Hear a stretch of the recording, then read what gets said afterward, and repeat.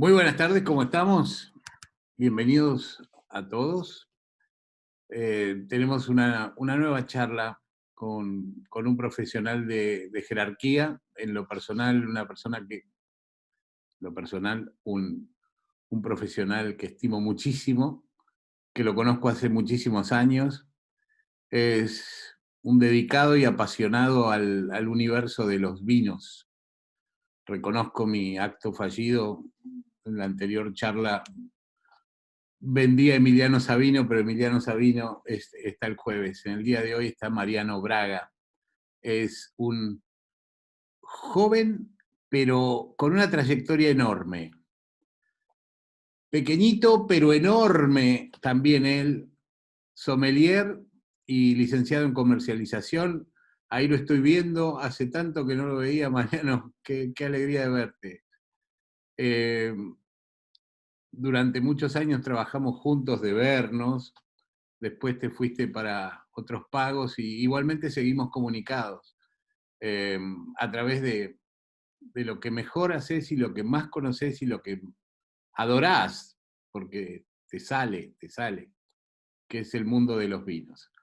Así que en unos minutitos más y esperando, como siempre decimos, a los rezagados, va a tener la palabra Mariano Braga, nos va a contar su historia, su formación, su dedicación, y todo lo que sabe del universo de los vinos no creo que quepa en una hora de exposición, pero después sí va a haber tiempo para las preguntas de todos ustedes.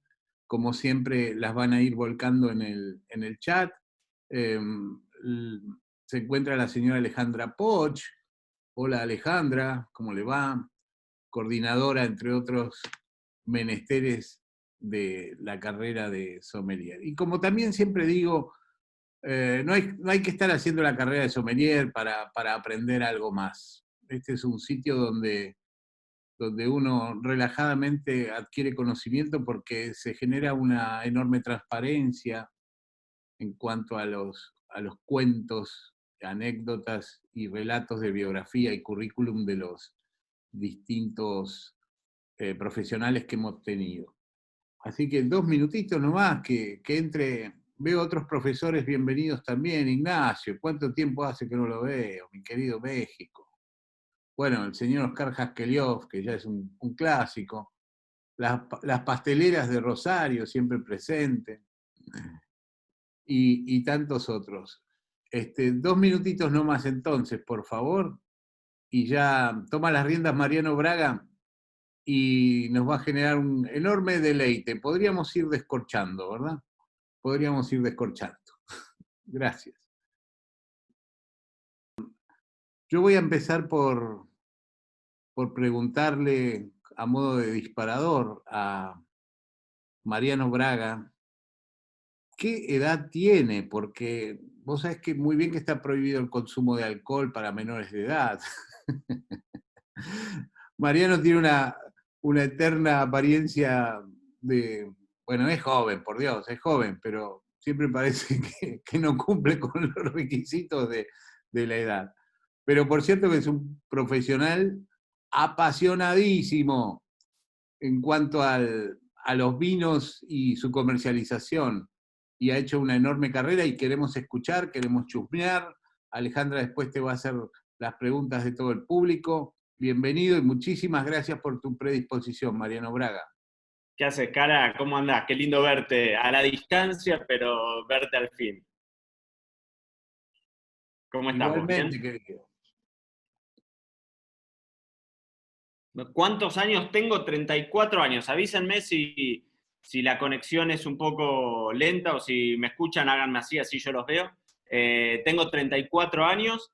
Eh, Cuando arranqué a estudiar tenía 19. Hice la carrera paralela. Yo tengo una licenciatura en comercialización, que es mi carrera, digamos, universitaria de base.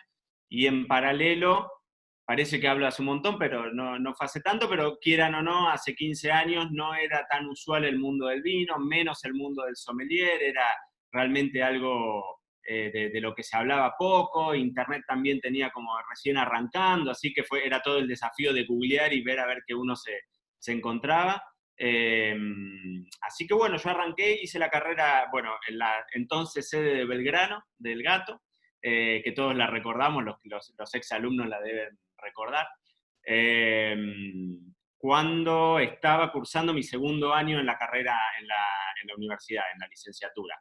Lo hice como la mayor parte de los que arrancamos el mundo del vino, que en general arrancamos más que nada por placer o como hobby, y después uno encuentra siempre, los del vino siempre decimos que es un camino de ida, ¿no? Porque pasa eso de que a veces uno se mete para curiosear un poco de qué se trata y después terminás descubriendo un mundo muy, muy, muy grande. Yo venía de una familia que no se dedicaba al mundo de los vinos, pero no es que no se dedicaba activamente, sino que en mi casa no se bebía alcohol. Básicamente yo no bebía nada de alcohol, no bebía ni en los cumpleaños de 15 la sidra, o sea, era un anti-alcohol absoluto. Y cuando arranco, y en ese entonces a mis viejos les gusta mucho viajar, y la gran inversión que han hecho en sus vidas es llevarnos y viajar y recorrer el mundo y demás. Y en ese entonces sí se veía mucho, quizás en grandes restaurantes o en cruceros y demás, la figura de algún especialista en vinos, y me gustaba mucho escucharlos hablar y ver que esa persona tenía además algo de conocimiento de gastronomía y sabía algo de cultura general y tenía alguna noción de geografía, y siempre dentro de un ambiente que es muy lindo, que es el mundo de la restauración, que es adrenalínico y bueno, todos lo sabemos, pero que por el otro lado tiene mucha cosa linda de trabajar con gente que está en un entorno que la está pasando bien, que la va a disfrutar. Entonces, me resultaba muy atractivo eso. Y así fue como arranqué. Una vez, yo soy nacido en Capital Federal, pero criado en Carlos Casares, provincia de Buenos Aires. Son unos 600 kilómetros al oeste de Capital Federal, en el medio del campo, la cuna del girasol argentino, un pueblo chiquitito de 20.000 habitantes, perdón. Y ahí yo me crié desde los 8 meses hasta los 18 años. Me fui a estudiar a Buenos Aires, ahí a la universidad, y también era todo muy nuevo. En ese entonces vuelvo a lo mismo. Uno tenía que aprender cómo andar en colectivo, internet había muy poco acceso y demás, así que un día me metí, googleé sommelier en Google, la primera opción que me apareció fue Gato Duma, y a mí me sonaba de verlo al gato con voz justamente cocinando a los pies del Perito Moreno y tomándose su basal así gigante, que todos lo recordamos, todos los argentinos creo que recordamos esos momentos maravillosos. Y así fue, me llevaron mis abuelos, Nélida y Juan Carlos, porque bueno, mis viejos vivían en Casares, así que me llevaron a inscribirme, y ahí arrancó un poco el camino sin retorno, básicamente.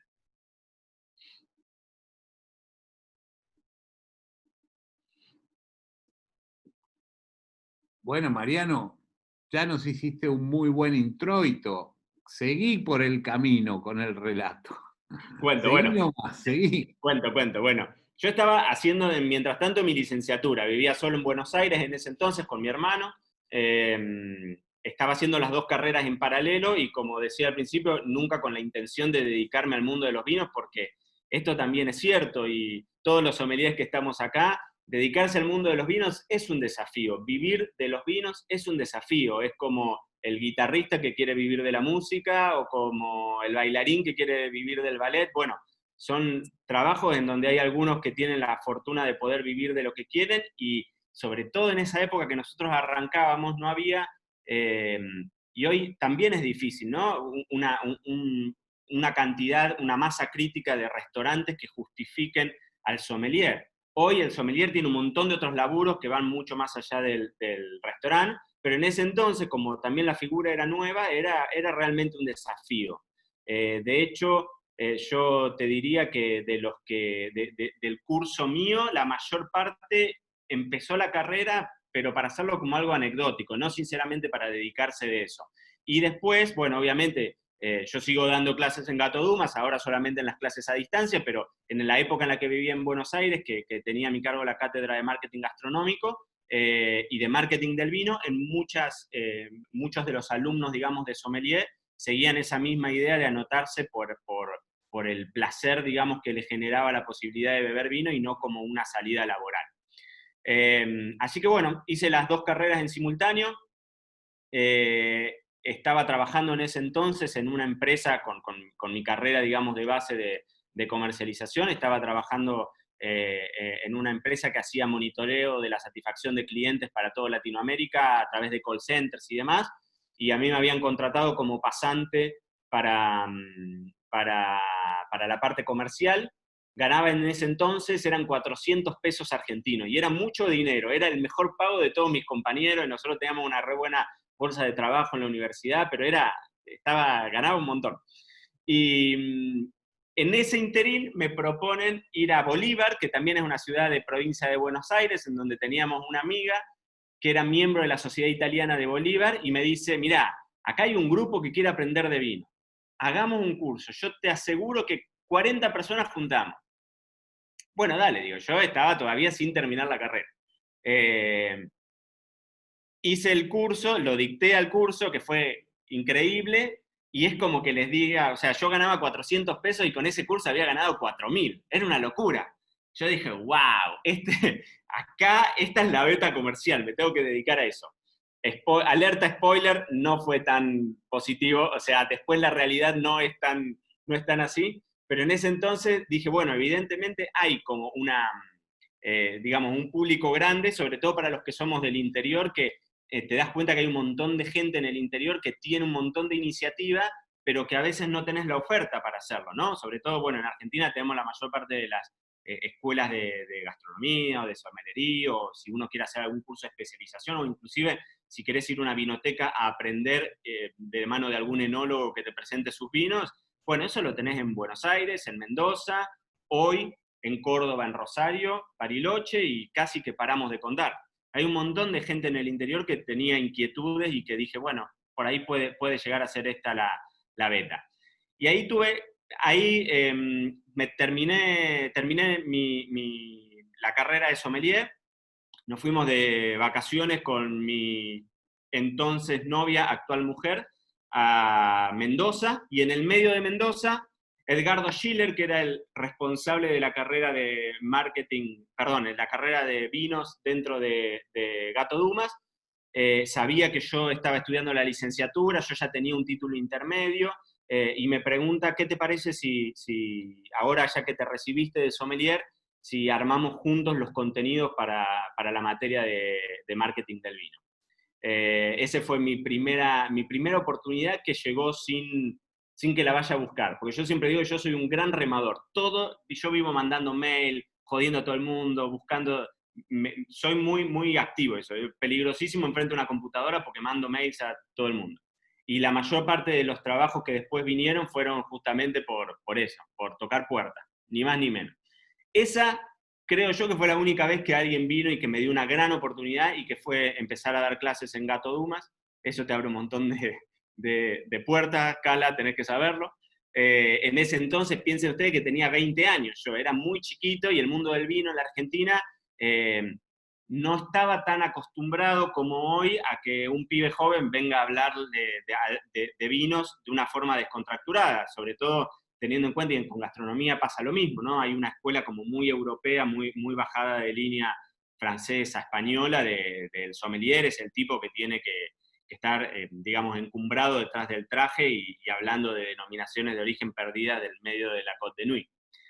Y por ahí no es, o sea, esa realidad está buena para cierto mercado y definitivamente no está buena para un mercado como Argentina, por ejemplo, que tenemos muy poco vino importado y toda esta historia. Así que bueno, ahí arranqué a dar clases. A mí me gustaba escribir, así que ahí sí, ya mandando mails, mandé en su momento un mail a la revista del Club del Vino, del entonces Club del Vino, ya desaparecido, preguntando si tenían ganas de que yo escribiera. Nunca me dediqué no soy periodista de formación, pero me gustaba escribir, y era una de las fortalezas con la que yo me sentía cómodo y que sabía que estaba bueno lo que escribía.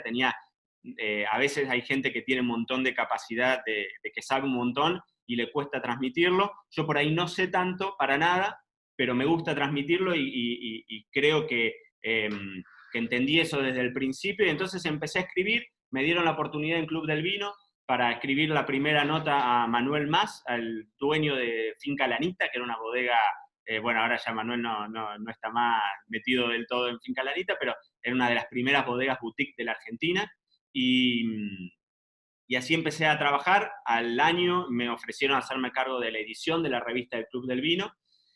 Y en ese interín de hacerme cargo de la edición de la revista del Club del Vino, yo empecé a trabajar un montón, participando como jurado de concursos, bueno, escribiendo para otros medios también, siempre con una pata muy fuerte en las redes sociales. Bueno, en ese entonces no había redes sociales, pero sí con mi página web y un blog. Después de a poquitito fui abriendo Facebook, Instagram y demás, que hoy se transformó en mi gran trabajo.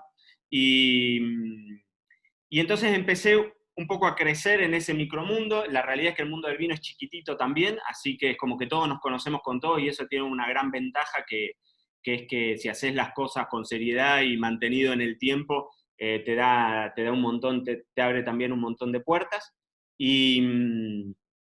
Y empecé a trabajar de un montón de cosas. Se da la posibilidad de comprar el fondo de comercio de una vinoteca. Yo vivía en Caballito en ese entonces, muy cerquita de la Facultad de Filosofía y Letras, si alguno anda por ahí, sobre la calle Puan, cerquita de la estación de subte Puan de la línea A. Vivíamos ahí, encontramos en pleno centro de Caballito, a una cuadra de Acoite y Rivadavia, una vinoteca, un fondo de comercio que se vendía por 17.000 pesos. Lo tengo como hoy porque saben lo que me costó pagar esos 17.000 pesos. Por ese entonces le pedí el préstamo a mis padres, que después se los devolví, pero abrimos la vinoteca, la abrimos en enero, con muchas ilusiones. Imagínense, la abrimos con mi mujer, teníamos 23 años, éramos chicos. Y abrimos la vinoteca, a la semana tenemos un episodio de robo muy complicado, un episodio de robo a mano armada, atado en el baño, encerrado, y todas estas cosas que suelen ser como moneda corriente en las grandes ciudades. Cimbronazo, imagínense, también nosotros no teníamos chicos y demás, pero bueno, fue un cimbronazo para nosotros, y nos hizo replantear algunas cosas. Cuando volvimos a agarrar fuerzas, como a la semana, volvimos a tener un episodio igual, en donde no llegaron a robarnos, pero a plena luz del día, con un blindex absoluto de 3 metros, porque esa era la ventana, y estaban arreglando, el gobierno de la ciudad estaba arreglando la vereda, o sea que había gente que estaba ahí en la puerta, nos entraron a robar, y ahí cerramos persiana, y mi mujer me dice, yo acá no me quedo. Flor es nacida en Carlos Casares, y los que estamos criados en el interior, a veces uno no se da cuenta. Yo hablo mucho con mis amigos de Buenos Aires y demás, y bueno, el que está en el Trajín a veces se acostumbra a eso. El que está por ahí criado afuera es como que te cuesta más chocarte con esa realidad. Y así que bueno, Flor me puso así como entre la espada y la pared, y me dijo, nos vamos, busquemos alguna alternativa, pero yo acá quiero tener familia, ampliar mi familia en algún momento y demás, y acá lo veo complicado. Así que empezamos a evaluar opciones. La realidad es que yo en ese entonces tenía muchas horas en Gato Dumas, laburaba muchísimo, ya me había hecho cargo de todas las cátedras de marketing gastronómico también, y trabajaba muchísimo con los vinos. Era chico y tenía mucha perspectiva, y está esa idea, y por lo menos estaba en mí, que digo, si yo me voy de Buenos Aires pierdo todo lo que logré, todo el laburo que logré, todas las invitaciones que me hacían las bodegas a conocer sus productos, o a viajar a Mendoza, o esas cosas que son grandes oportunidades. Digo, si me llego a ir a La Pampa, bueno, a La Pampa, después les cuento cómo llegué a La Pampa, pero bueno, digo, me costaba la idea. Esto fue en marzo, y empezamos a analizar alternativas, empezamos a analizar opciones de a dónde irnos. Evaluamos en su momento Montevideo, Puerto Madryn, que era un lugar que nos gustaba mucho, obviamente Mendoza, porque es donde está el universo del vino, más allá de que el negocio del vino puntualmente está en Buenos Aires. Y no me pregunten por qué, pero terminamos evaluando La Pampa. Yo no tenía familia en La Pampa, Flor no tenía familia en La Pampa, no había nadie conocido en La Pampa, salvo algunos amigos, que como Carlos Casares está, que es donde yo me crié, está justo en el medio, entre Santa Rosa, La Pampa y Buenos Aires. Entonces muchos amigos nuestros habían venido a Santa Rosa a vivir. Habíamos conocido Santa Rosa un par de veces, sabíamos que era capital de provincia, pero con una vida tranquila, de pueblo. Es una ciudad de 200.000 habitantes, la siesta es absolutamente respetada, y tiene esas cuestiones de calidad de vida que están buenas. Y esto fue, bueno, en marzo cuando decidimos irnos, y en diciembre ya estábamos mudados, con todos los miedos de esto, de decir, bueno, nos vamos y perdemos un montón de las cosas que logramos ahí. Pero no fue así, para nada. nosotros, bueno, nos vinimos acá a trabajar cada uno de los suyos. Yo seguía siendo editor de la revista del Club del Vino, así que iba todos los meses, por lo menos un par de días, estaba en Capital haciendo corrección de ferros bueno, mandar imprenta a la revista. Y dije, bueno, tiremos, no teníamos chicos, éramos jóvenes, podíamos hacer lo que quisiéramos, no habíamos comprado una casa ni mucho menos, no teníamos nada que nos atara. Y nos adaptamos rápido, uno se adapta rápido a esas cosas cómodas que yo en ese entonces vivía en Caballito, me tenía que mudar tenía que trabajar en Acasuso, tenía 2 horas de viaje para trabajar 1 hora y volverme otras 2 horas haciendo conexión entre tren y colectivo. Así que acá trabajaba desde mi casa y si tenía que ir a algún lado eran 5 minutos antes.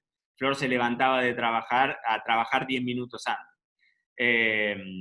Así que bueno, a priori parecía interesante, nos gustaba mucho Buenos Aires, así que seguíamos yendo mucho.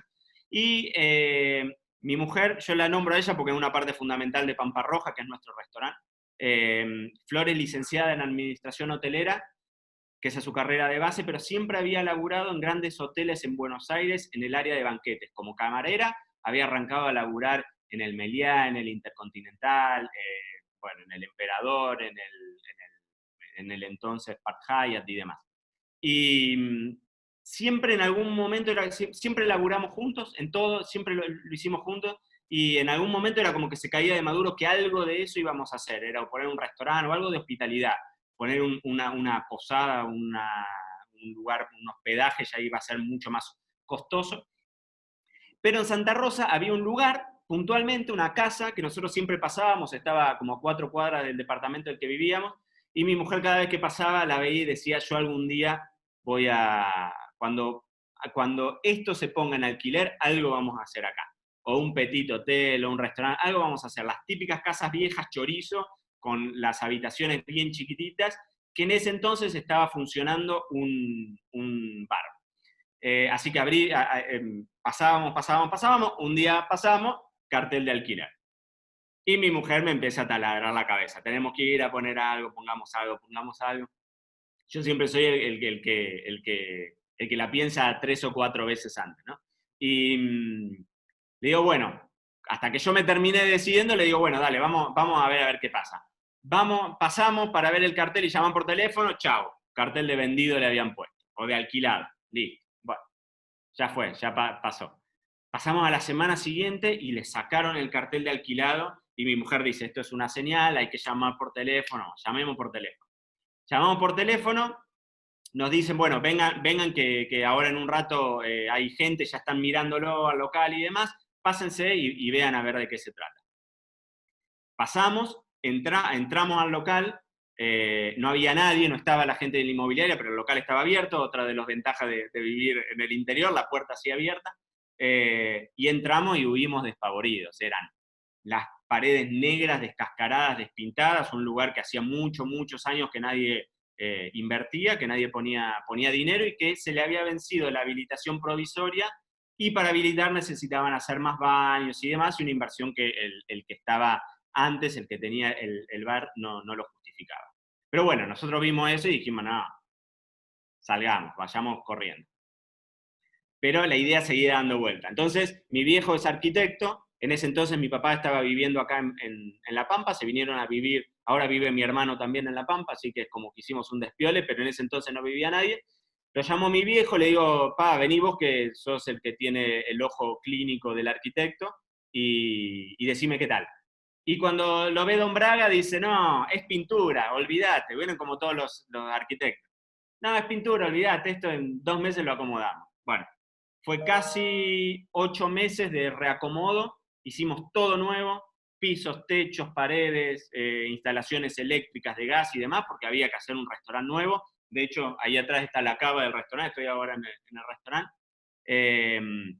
Y abrimos con un concepto que esto, si hay alguno que quiere abrir un negocio, y lo hablábamos el otro día con unos amigos y demás, y más en estos contextos difíciles de pandemia en donde hace tambalear a cualquier negocio en la Argentina y a nivel mundial, nosotros teníamos muy en claro qué era lo que queríamos hacer. Yo les contaba que a mis viejos les gusta mucho viajar y esa para nosotros, con mi mujer, es la única gran inversión que hacemos siempre que podemos. Siempre que hay algo que se pueda llegar a ahorrar, ese ahorro está para dilapidarlo en viajes. Y siempre fuimos de ahorrarnos en hotel, siempre fuimos de ahorrarnos en hacer la promoción de la promoción de la promoción de la promoción, pero nunca ahorrábamos en ir a comer. Y eso nos hizo que durante muchos años tuviésemos la posibilidad de ir a recorrer grandes restaurantes, a veces guiados por los 50 Best o por alguna guía así que son muy pomposos y que te llenan de estrellas y toda la historia. Y teníamos muy en claro qué era lo que queríamos lograr. En el medio de la Pampa, en una ciudad chica, en una ciudad sin historial, digamos, de alta gastronomía, para nada. Vieron que los que somos del interior es las 3P: pizza, pasta, parrilla. Olvídense que vaya a funcionar algo fuera de eso. Eso es lo que te dice todo el mundo. Yo soy un gran convencido de que no es así. Y de hecho la primera gran anécdota que surge con el restaurante, que es por lo que hoy el restaurante, digamos, es como muy reconocido a nivel internacional y a nivel nacional también, tiene que ver con la tipología de cocina que hacemos nosotros, que lo que nos pasó cuando empezamos bueno, dijimos, ya tenemos restaurante, alquilamos el lugar, empezamos a hacerle todos los cambios estéticos y demás, empezamos a armarnos de un equipo. La primera de las opciones, imagínense yo, con la escuela Gato Duma, fue contratar gente que viniera de Buenos Aires, pero bueno, también era un gran desafío porque le teníamos que dar alojamiento y digamos, un sueldo que fuese lo suficientemente atractivo, porque en ese entonces no nos conocía nadie. Hoy te mandan mail y te dicen, yo voy, me pago y me pago mi educación, digamos. Pero en ese entonces tenían que venir a apostar a un loco que se había ido al medio de la Pampa. Y entonces empezamos a entrevistar a chicos egresados de escuelas de gastronomía de acá de Santa Rosa, y con todos encontrábamos el mismo punto en común, que era, bueno, ¿vieron eso que hay una frase norteamericana que es el pasto del vecino siempre es más verde? Como que yo soy un gran defensor de lo anti de eso, pero lo que nos pasaba con la mayor parte de la gente que entrevistábamos era que denostaban las posibilidades que había en La Pampa, porque no teníamos pescados, porque las frutas y verduras que podíamos llegar a conseguir eran muy acotadas. Aclaración para los que no conocen por ahí tanto de La Pampa: la provincia de La Pampa no es la Pampa húmeda, no son esos campos de soja maravillosos. La mayor parte de la provincia de La Pampa es básicamente un desierto patagónico de arbustal bajo, mucho viento, clima muy extremo. Hoy hicieron 5 grados bajo cero a la mañana y 20 grados se está haciendo en este momento, o sea, una amplitud térmica tremenda que hace que, ahora les voy a contar el trabajo que hacemos nosotros de recolección y demás, pero nosotros tenemos las épocas del año tan marcadas, y eso de los menús estacionales, bueno, acá estamos forzados a poder hacer menús estacionales. No existe otra posibilidad más que hacer un menú estacional. Entonces, bueno, nos empezábamos a encontrar con todos estos posibles equipos de cocina y gente de salón y demás que nos decían eso. Y ya a nosotros se nos había puesto una cosa acá. Nosotros no éramos de La Pampa, así que era también como todo un desafío conocer el mercado. Y todo el mundo que te decía que no, que acá no se puede, que acá no se puede, que acá no se puede, y nos los pusimos como una cruzada nuestra y dijimos, acá tenemos que poder transformar algo, convertir algo y encontrar algo que nadie está mirando y que nosotros vamos a poder mirar. Y ahí empezamos entonces a apalancarnos un poco en la Universidad Nacional de La Pampa. Acá hay mucho ingeniero agrónomo y la Facultad de Ciencias Naturales de La Pampa es muy fuerte.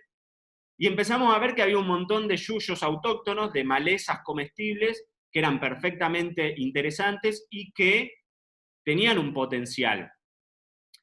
Que tenían un potencial para el de afuera. Imagínense que para la persona de La Pampa, nosotros tenemos un restaurante relativamente caro, con ciertas cuestiones que tienen que ver con la atención, con el servicio, con la vajilla, con la cristalería, con la carta de vinos, que hacen que vos estés envuelto en un restaurante más bien suntuoso, si se quiere, pero te damos de comer un bife de chorizo. Esa es nuestra cocina. La cocina de Pampa Roja hoy es un bife de chorizo con una ensalada de malezas comestibles, supónganse.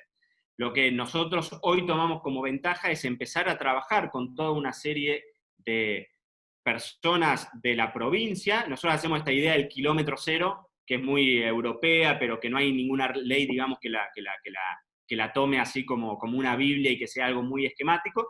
Nosotros lo que hicimos fue, bueno, nos vamos a dedicar a trabajar todo con productos locales. Y vamos a empezar a hablar con pequeños productores, con granjas, con personas que tengan microemprendimientos y que hagan cosas que estén buenas y que muchísimas veces le falta poder canalizar la venta, ¿no? A veces tenés productos que están tremendos, pero que no tenés clientes para eso. Entonces dijimos, bueno, vamos a hacer esa cruzada. La facultad, como les decía, nos dio una mano gigante en esta parte, porque tampoco queríamos circunscribirnos solamente a la carne. La Pampa tiene mucha carne, claramente de vaca, pero también tiene mucha carne salvaje. Acá hay antílopes, acá hay mucho ciervo, acá hay jabalíes, hay ñandúes, hay muchos animales salvajes porque hay mucho coto de caza. Entonces tampoco queríamos, y cada vez más la gastronomía que va al anticarne, tampoco lo veíamos claro eso, tampoco nos queríamos casar solamente con la carne, y por el otro lado sabíamos que no íbamos a poder competir con una parrilla, porque una parrilla acá hace la comida 10 veces mejor que nosotros, hace una parrilla 10 veces mejor que nosotros porque hace años que la están haciendo. Entonces, sabíamos puntualmente, teníamos que ir a buscar buena carne. Hoy tenemos un trabajo de trazabilidad maravilloso y a veces como genera cierto impacto, pero cuando nosotros te servimos el bife de chorizo viene con un cartelito que te dice cuál fue la raza del animal, en qué campo fue criado, qué tipo de pastura comió, cuánto pesó el peso promedio de la media res, cuántos kilómetros recorrió desde el campo hasta el frigorífico, la fecha de envasado. Y eso, que es hoy algo que se valora un montón en la gastronomía, bueno, cuando lo empezamos a hacer nosotros hace 5 años era como visto medio raro. Después de unos años estuvimos con Flor en Nueva York, en Eleven Madison, que es un restaurante muy conocido en la lista de los 50 Best durante varios años consecutivos, se eligió como el mejor restaurante del mundo.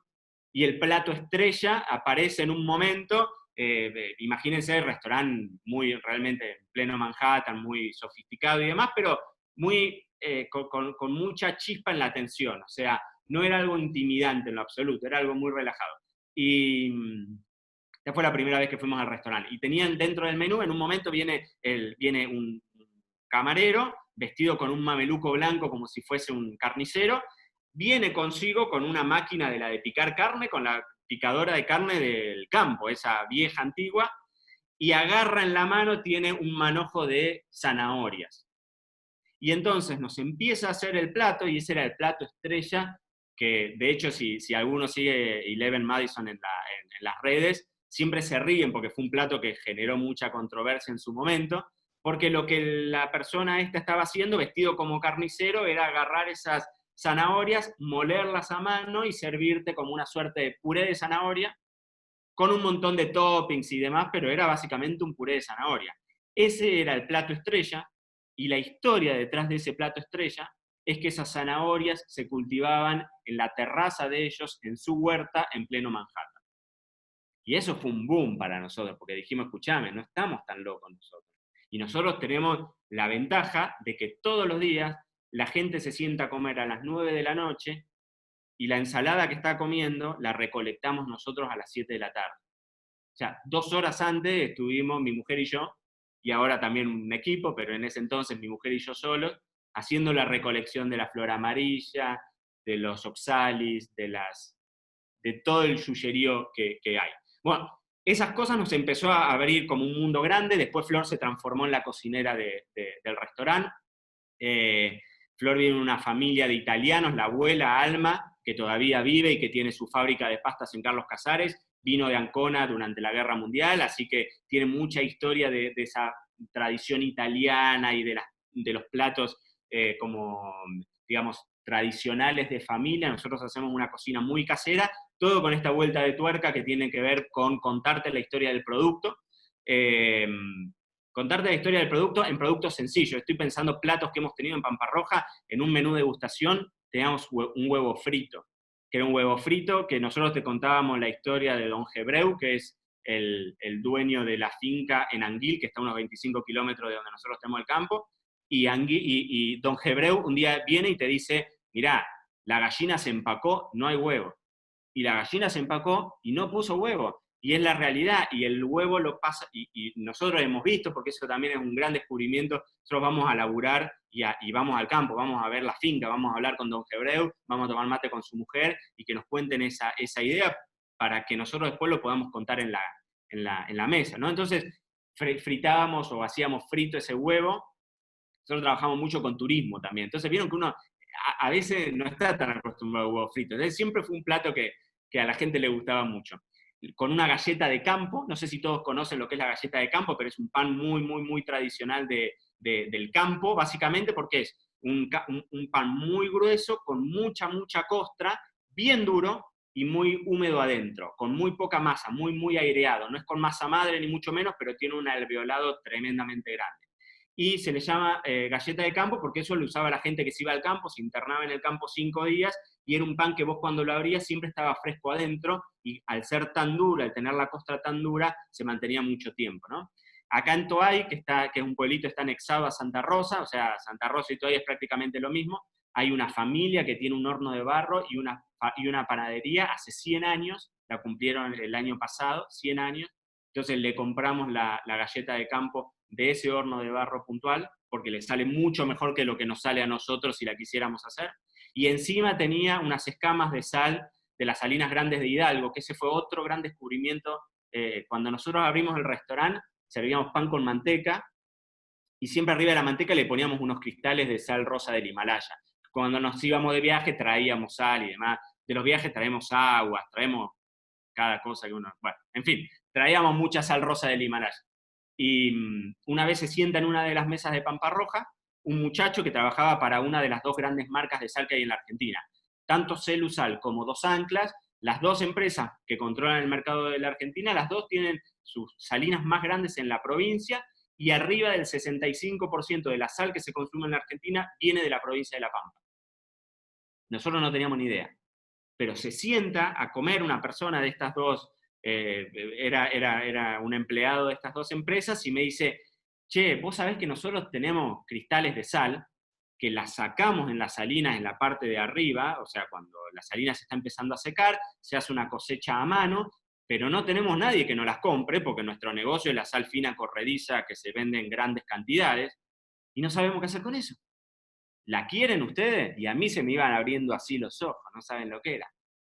Y entonces hoy Pampa Roja, y lo decimos con orgullo, somos el único restaurante de la Argentina que tiene escamas de sal de continente, porque no hay otro lugar en donde existan estas escamas de sal, cosecha absolutamente manual y un trabajo divino, y reemplazamos un producto que tiene toda su magia, la sal rosa del Himalaya, todo divino, pero nosotros tenemos un producto que es increíblemente bueno, y que lo tenemos acá, en Macachín, a 200 kilómetros, y que vos vas y ves las salinas, y ves cómo se ponen rosas, y ves esos flamencos, y bueno, y te cuentan toda una historia. Entonces, el huevo frito, fíjense la historia que les conté con un huevo frito, pan y huevo frito. Era agarrar la galleta de campo y mojar en el huevo frito como cuando uno era chico. Bueno, la mayor parte de los platos nuestros tienen que ver con eso. Hay platos grandes, y hay un bife y chorizo que está buenísimo, que sale un punto divino, con papas fritas, fritas en grasa de cerdo, o le damos vuelta de tuerca a eso, hacemos toda comida bastante calórica y con mucha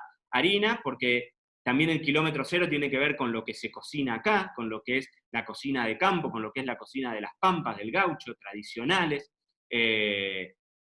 Amén de que eso es lo que ha ido evolucionando, ¿no? Nosotros cuando abrimos el restaurante, la realidad es que hacíamos una cocina un poquitito más innovadora, más sofisticada, más inspirada en una gastronomía más internacional, si se quiere. Creo que claramente hay lugar para todos, pero nosotros sí pudimos, y eso es algo que a nosotros nos llena de orgullo, encontramos en esa gran deficiencia que se veía al principio en toda la gente que entrevistábamos y que nos decía, acá no hay pescados. En Pampa Roja nunca servimos un pescado, jamás. Estamos contentos de no servir un pescado. ¿Qué vamos a servir pescado si acá en La Pampa no corre ni un río?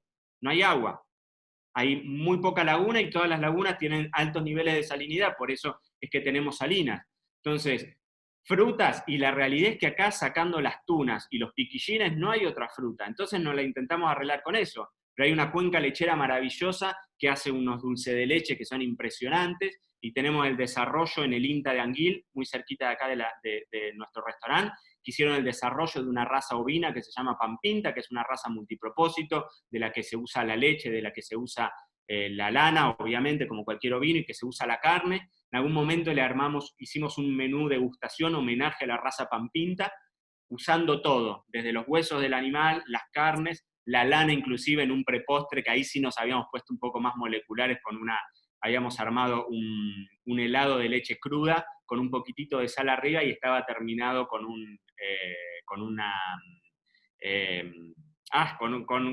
con el azúcar. ¿Vieron el azúcar ese rosa que uno compra en el pan de azúcar? No me sale el nombre cómo se llama, pero bueno, ese azúcar, pero en color blanco, entonces simulaba la lana del animal.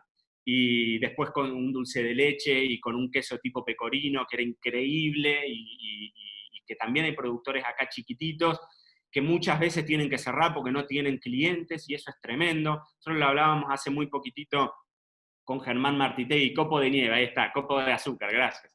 Lo hablábamos con Germán Martitegui, bueno, obviamente lo deben conocer todos a Germán, que justamente lo contactamos como una pata nuestra. Con Germán tenemos buena relación, él ni bien abrió Pampa Roja, él vino a cocinar acá en un proyecto que tenía que se llamaba Proyecto Tierras, que era básicamente esto de conocer distintos productores y restaurantes de Argentina. Fuimos a visitar el INTA Anguil y el INTA nos dijo, nosotros tenemos que cerrar este tambo modelo para oveja, porque la leche de oveja es... vos las tenés a las ovejas y las tenés sí o sí que ordeñar a las ovejas y necesitas a alguien que te compre esa leche, y el tambo para transformar esa leche de leche a dulce de leche, a queso, a lo que crema, lo que quieras hacer, son muy distintas las escalas entre leche de vaca y leche de oveja. Entonces, el tambo, que, digamos, la empresa láctea que tiene una instalación para leche de vaca, no labura con leche de oveja en general porque no le dan las cantidades. Entonces, en un momento nos pasaba esto, es decir, nosotros te compramos la leche, pero tenemos un restaurante para 20 personas. También vale esa aclaración, ¿no? Nosotros tenemos un restaurante para 20 personas. No tenemos tanta demanda. Entonces, bueno, también a veces esto pasa, y para los que vuelvo a lo mismo, los que somos del interior también lo vemos muchísimo esto, que a veces hay productores que están buenísimos, que tienen productos que son impresionantes, y que a veces la capacidad de salir a venderte es lo más difícil de todo, encontrar un cliente y saber contar la historia de lo que tenés detrás. Bueno, hoy, o sea, 5 años después, nosotros tenemos un restaurante que nos va muy bien, por suerte. Tenemos un restaurante muy enfocado en el turismo, siempre fue esa idea. Cuando nosotros abrimos, soñábamos con la idea del Bulli y en algún momento hacerlo como restaurante de destino, pero en un país como Argentina, que es 150.000 veces más grande que España, entonces te tenías que hacer kilómetros como para. Y la realidad es que nosotros, hasta antes de la pandemia, claramente, porque ahora los aviones están cerrados, pero nosotros teníamos muchísima gente, pero muchísima gente. Les decía, todas las noches tendríamos un 30% del salón que venía solamente a comer al restaurante. Se hacía, sobre todo de Capital Federal, esos 600 kilómetros de ida o 600 kilómetros de vuelta, o se tomaba el avión, venía, comía y se iba el otro día.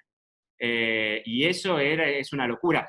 También es cierto que, y esto yo siempre lo digo, que es fundamental salirlo a comunicar. Yo creo que ahí mi carrera de la licenciatura en comercialización fue clave. Salir a contar lo que nosotros estábamos haciendo. Porque, vuelvo a lo mismo, para la persona de La Pampa, yo te estoy dando de comer cardo, que es lo que vos tenés en el patio de tu casa.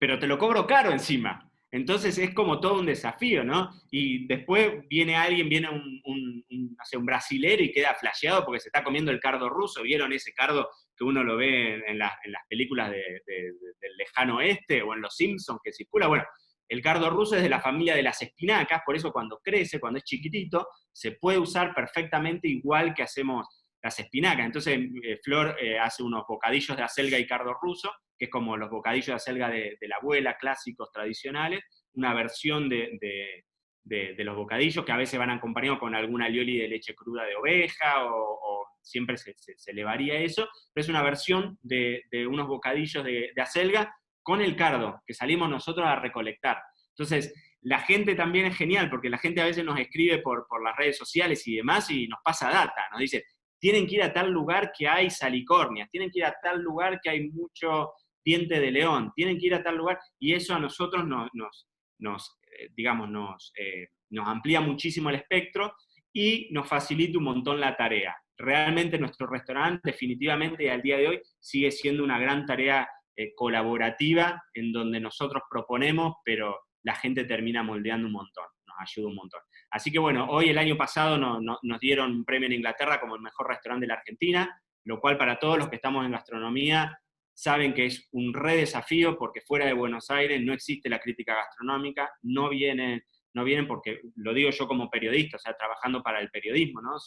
No existe eso. Te pagan 1.000 pesos por escribir una nota, nunca te podrías costear una comida en un restaurante. Entonces, la realidad es que es entendible, pero imagínense que para los que estamos fuera de capital también, a veces el levantar la cabeza y hacer algo que te resulte reconocido a nivel nacional, bueno, es un gran desafío.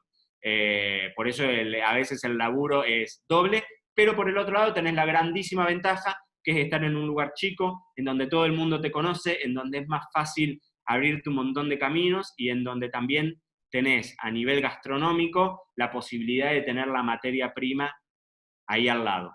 Porque la clásica pregunta que a nosotros nos hacen es, che, ¿cuándo abren otro Pampa Roja? ¿En dónde?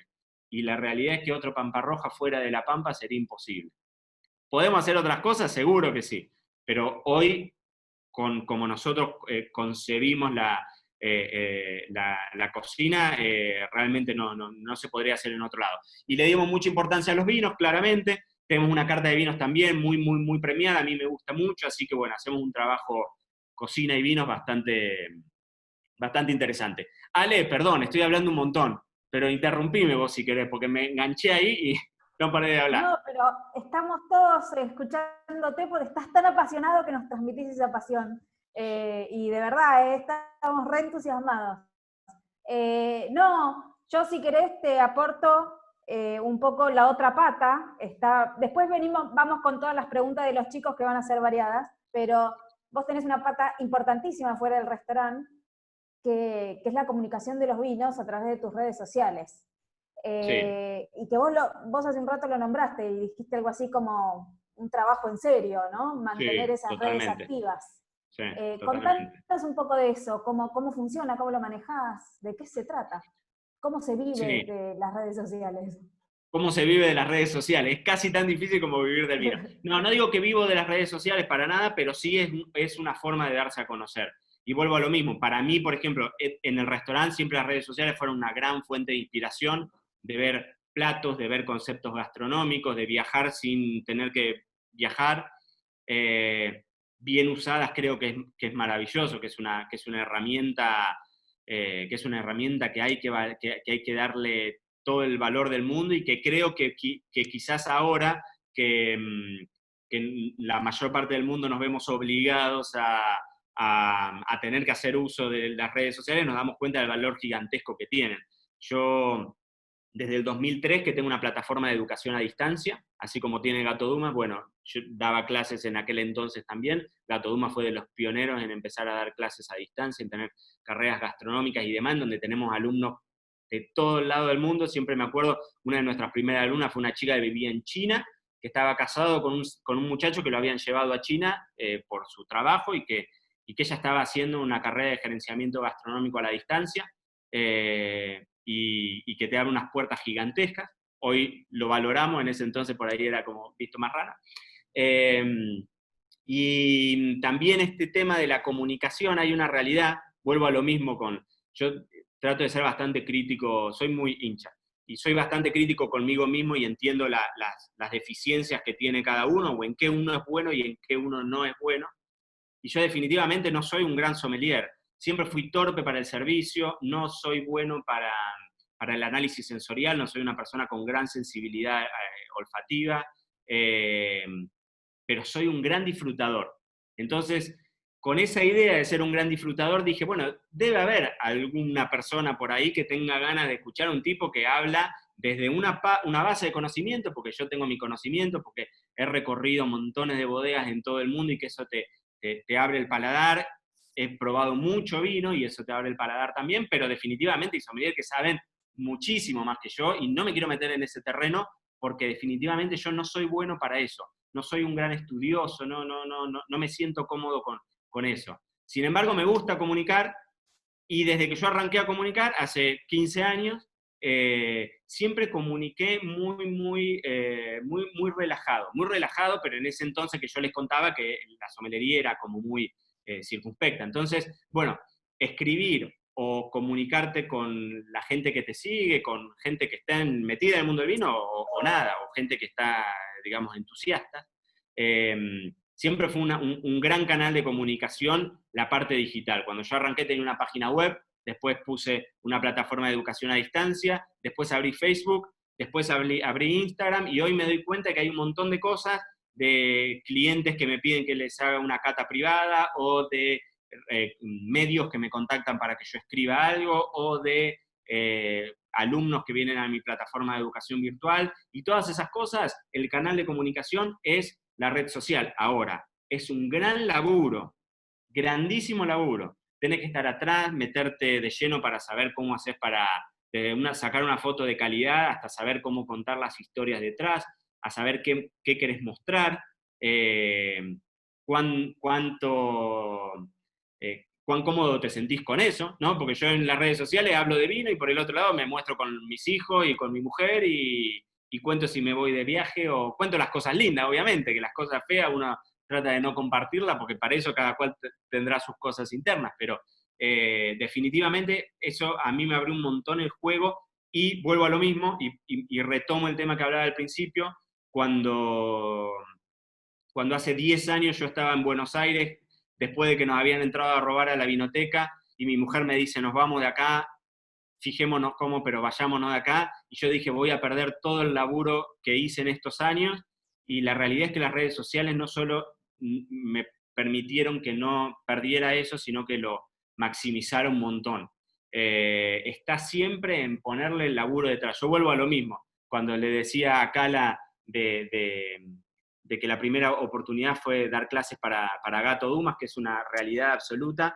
Yo creo que todo el resto de los trabajos, yo soy un trabajador independiente, pero el trabajador independiente al 100%. Hoy tengo mi restaurante, pero todo el resto de las cosas las genero así como con laburos distintos y demás. Y todo eso ha sido sentarme horas atrás de una computadora, buscando, remándola.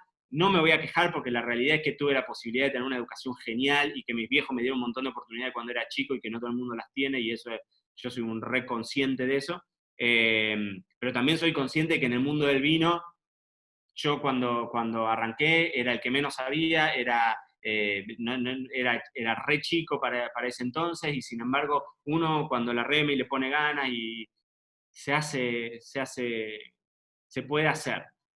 Nosotros cuando abrimos el restaurante teníamos muy en claro a dónde queríamos llegar. Yo cuando abrimos el restaurante éramos muy consumidores de la lista de los 50 Best, muy consumidores.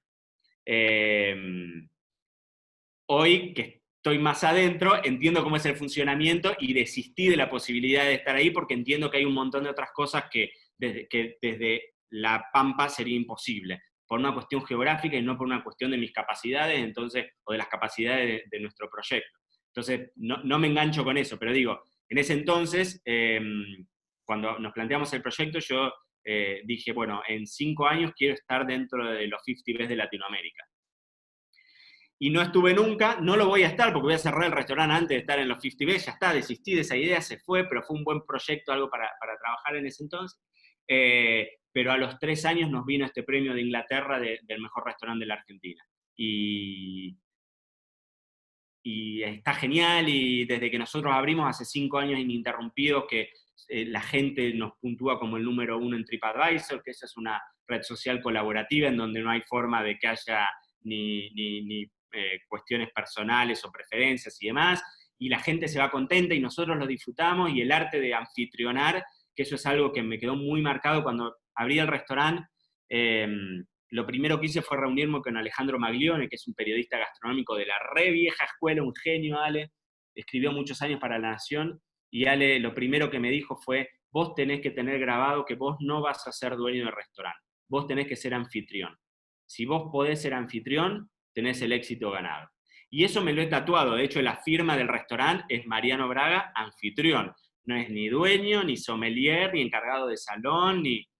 Yo soy anfitrión. Ahora no podemos dar besos, pero cuando tocan la puerta en nuestro restaurante, que hay que tocar puerta y es con reserva y sabemos tu nombre, te recibo yo, te abro la puerta, te doy un beso, sé cuál fue el vino que tomaste la última vez, y hago todo un laburo, hacemos todo un laburo que tiene que ver con esta cuota de servicio, que es lo que más me gusta, y que tenemos muy en claro esto de servicio, cocina, y en mi caso claramente el tema de la bebida. O sea, son los grandes 3 pilares para mí que tiene que tener cualquier restaurante. Por esto ya tiene más que ver con gerenciamiento gastronómico y demás, pero nos ha pasado mucho, Ale, seguramente vos también lo habrás pasado, y todos los que estamos acá y que hemos sido profesores alguna vez, de ver muchas veces de tener alumnos que son unos genios detrás de los fuegos y con las sartenes y hacen una comida tremenda, pero cuando abren un restaurante fracasan, porque abrir un restaurante no es sinónimo de ser bueno en los fuegos.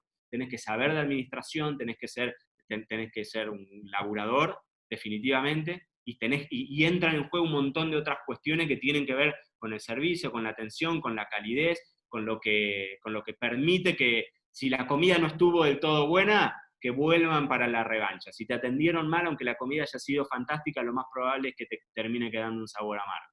Así que, bueno, nada, nosotros hoy, con 5 años de experiencia, que en gastronomía es todo un tema, no somos legendarios ni mucho menos, pero bueno, 5 años es bastante.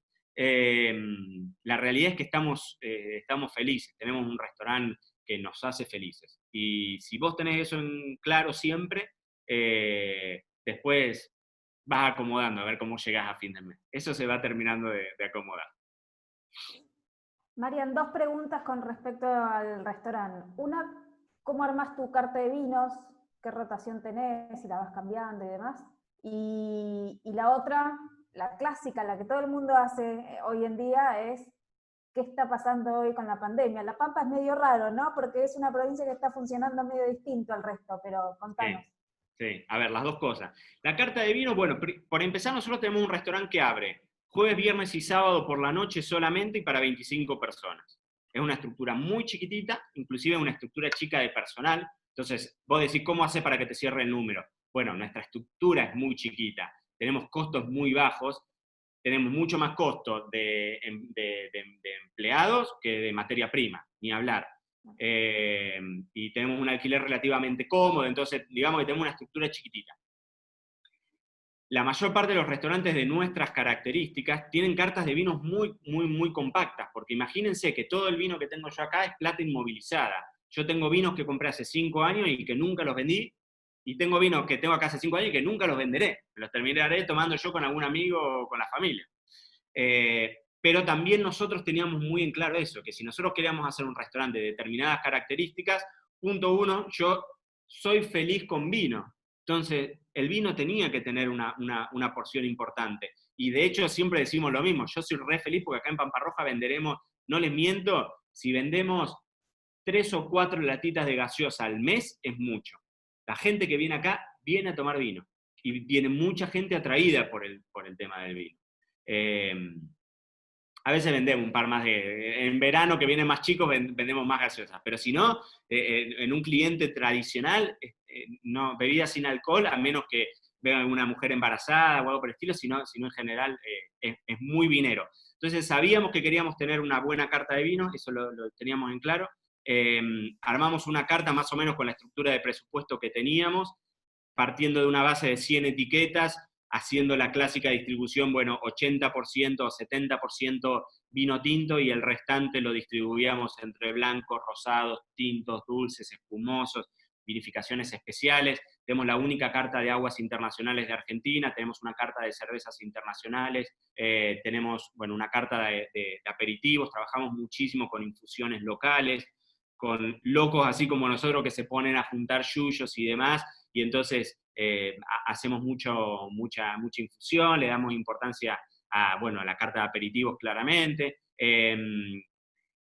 Tenemos una carta que originalmente fue una carta con todos precios finales de vino a vinoteca, o sea, el mismo precio que tenías en la carta lo tenías en la vinoteca, después fue inviable porque con el contexto inflacionario, cuando tenías que reponer un vino, lo pagaba más de lo que lo habías acabado de vender, entonces fue imposible, pero sigue siendo una carta de vinos con precios muy económicos porque siempre nos gusta la idea de que uno haga un pago justo, ¿no? A veces me pasa a mí que voy a un restaurante y está el vino, está el doble de lo que lo compran en el supermercado, y me agarra una calentura bárbara, termino tomando agua o cerveza y digo, no puede ser, me encanta la cerveza igual, no es por la cerveza, sino me digo, fui a una parrilla, quería tomarme un vino, pero no voy a pagarlo el doble de lo que lo consumo en otro lado. Entonces, eso lo teníamos también re en cuenta.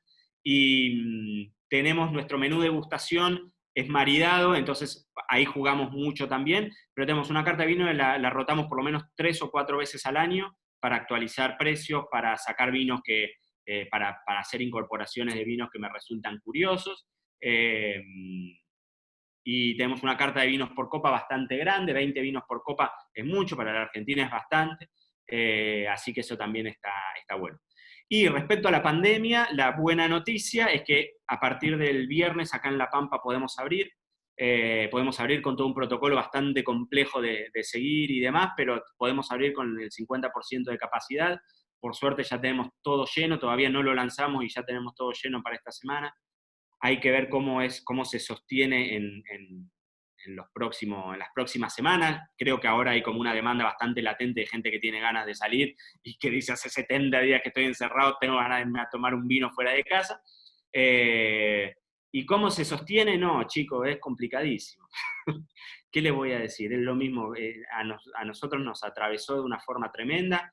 Es hablando, nosotros tenemos una muy, muy, muy buena relación con nuestros empleados, que somos un equipo de 3 personas más que nosotros, o sea que mi mujer y yo somos 5 solamente, y tenemos una muy buena relación con el alquiler. Pudimos pedirle al del alquiler que no nos cobrara estos meses y que a partir del mes que viene nos cobrara el 50% hasta que nosotros podamos empezar a trabajar más. Con la parte de nuestro equipo también pudimos llegar a un acuerdo económico y estos meses viviendo de otra cosa claramente que no es el restaurante. Bueno, gastronomía tiene eso, y la realidad es que nada, por nuestra estructura no catalogamos para ayudas ni demás, y tampoco, o sea, por ejemplo, para nuestra estructura no hubiese tenido nunca sentido pedir un préstamo a tasa cero siquiera. Acá en La Pampa, el Banco de La Pampa sacaba préstamos a tasa cero, para nosotros hubiese sido absolutamente inviable, porque nosotros no hubiésemos tenido plata para el mes que viene, si supónganse que funciona todo perfecto, pagar todos los sueldos más un sueldo debido o 2 sueldos o 3 sueldos, que fue lo que pasó con la pandemia. Así que no, es hablar con los empleados y tener buena relación con ellos. Y también hay una realidad, que creo que eso nos atravesó a todos. Entonces, cuando vos sos honesto y ponés las cartas sobre la mesa, decís, bueno, esta es la situación. Solo somos un restaurante que tenemos un ingreso genuino, tenemos plata si es que alguien se sienta a comer al restaurante. Si no, no tengo espalda financiera, no tengo otro tipo de ingreso más que ese. Así que bueno, es un desafío, pero creo que no es nada nuevo, estamos todos más o menos en la misma. Absolutamente. Bueno, Marian, un poco, ya sabes un poco la modalidad de esto. Te voy a empezar a leer un poco las cosas que fueron preguntando los chicos. Arrancan con preguntas sobre vino específicamente, después se va diluyendo.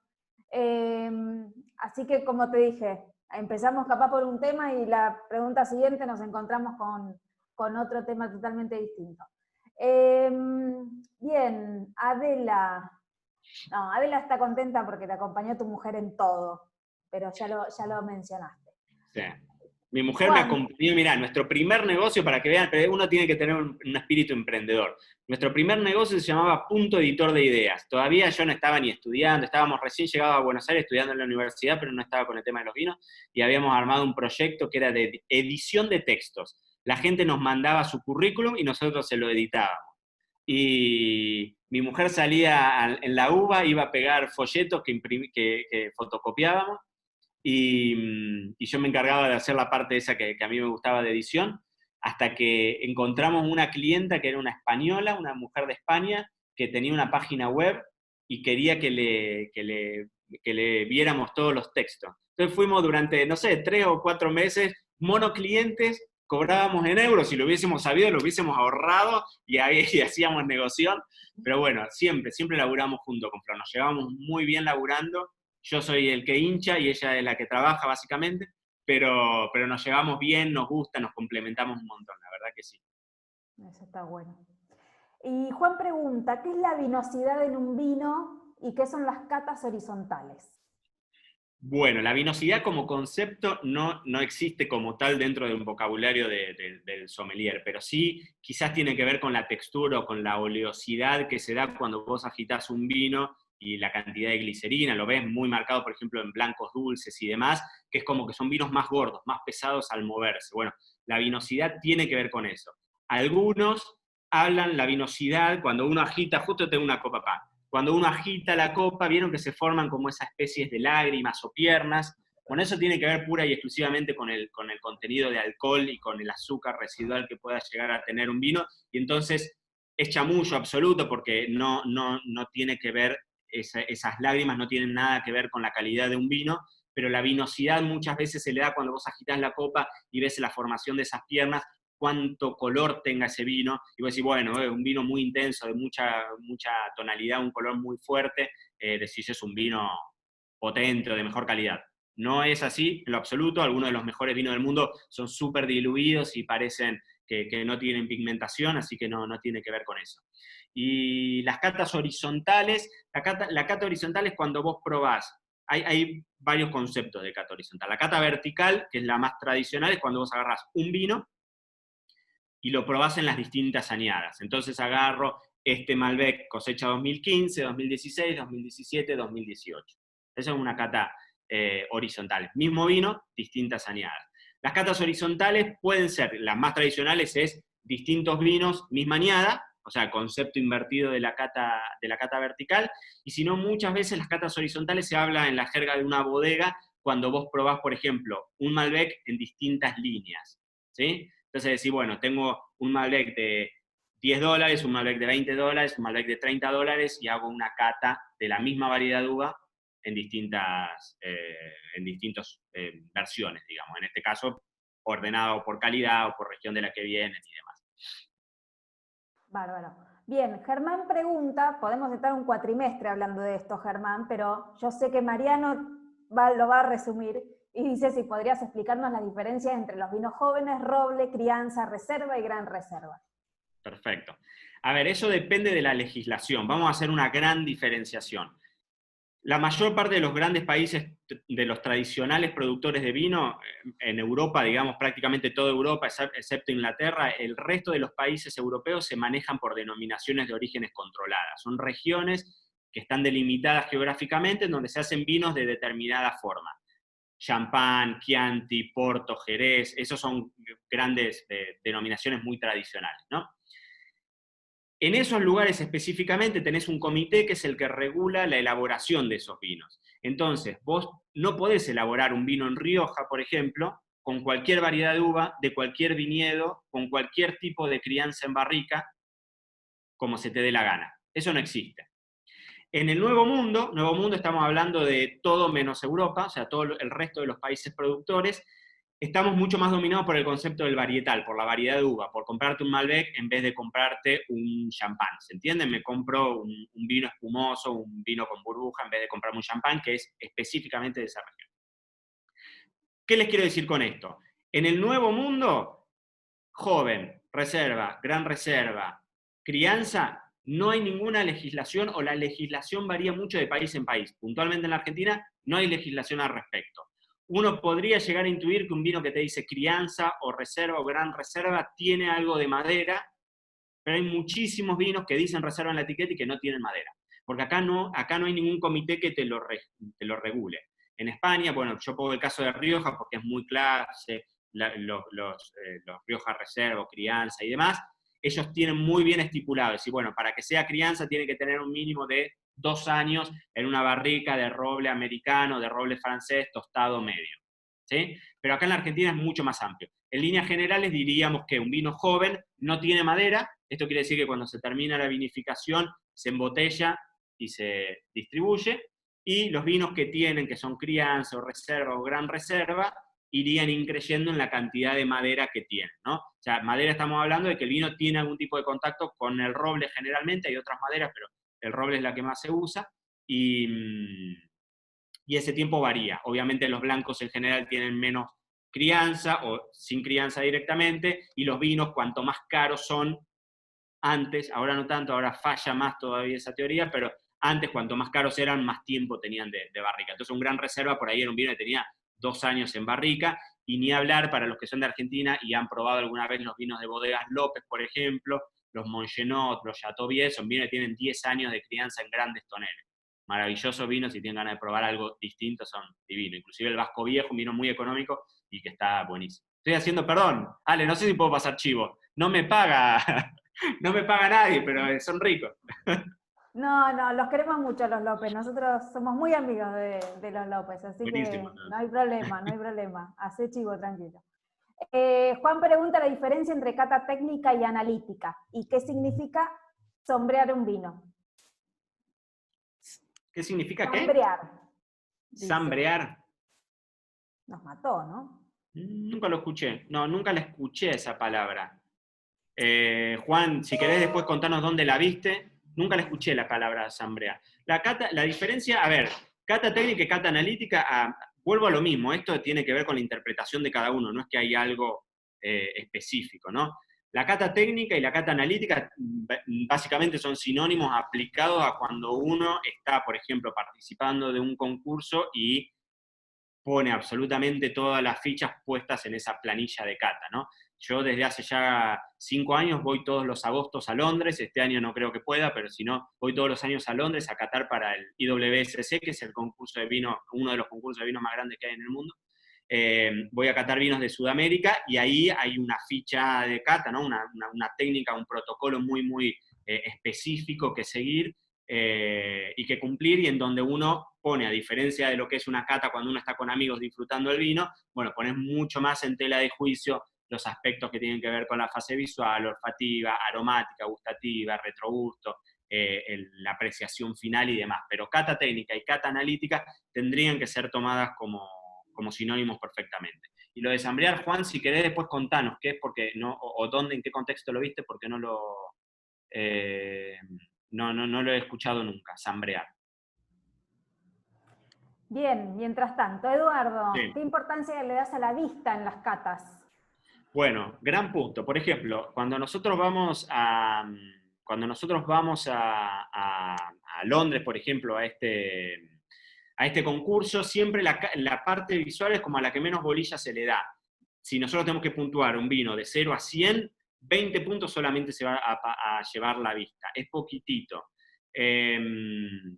Pero, ¿qué es lo que sucede? Cuando uno tiene que hacer una cata en casa, muchas veces cuando tenés un grave error, el error más evidente va a salir por la... Estoy pensando que hay que preguntarle a Juan si sambrear no será una forma de decir chambrear o chambrear desde poner a temperatura el vino. Es probable que venga por ahí. Ahora le preguntamos, Juan. Estaba pensando en eso en el mientras tanto. La parte visual es a la que menos bolilla se le da, pero por ejemplo, cuando vos tenés graves errores, por ejemplo, una oxidación muy marcada, y esto es muy notorio en el vino blanco, si vos lo agarrás y es un vino blanco cosecha 2019 y lo ves a trasluz y es un color dorado intenso, y es probable que tenga algún problema de oxidación y que sea un problema, o sea, sea un motivo por el cual vos, por ejemplo, en el restaurante lo rechaces.